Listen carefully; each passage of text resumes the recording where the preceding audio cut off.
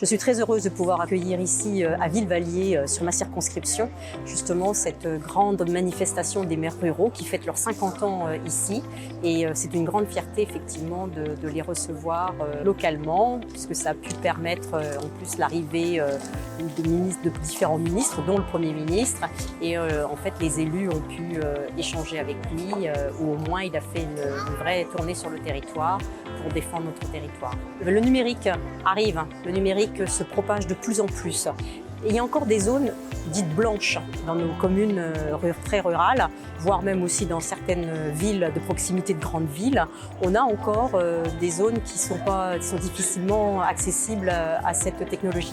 Alors l'objectif, évidemment, et ce qui a été fait par le gouvernement et aussi par le département, c'était de répandre donc la fibre avec une échéance de 2023.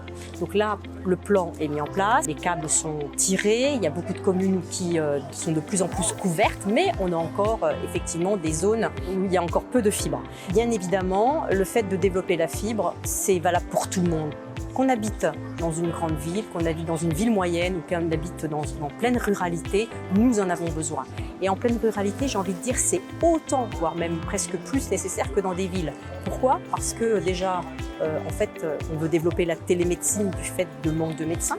Donc on veut rapprocher un peu la médecine dans les campagnes et grâce à la fibre, on pourrait très bien développer cela. Et ça, c'est très très important.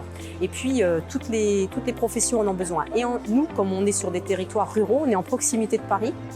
Et l'avantage que nous avons, c'est qu'il y a de plus en plus de gens qui font du télétravail. Et le télétravail ne peut se faire que si, effectivement, ils peuvent travailler en toute sécurité dans nos campagnes. Alors oui, beaucoup de maisons se sont fait acheter. Maintenant, il faut absolument que ces maisons soient dotées d'outils numériques convenables pour qu'ils puissent travailler à distance et faire revenir des gens à la population dans nos campagnes.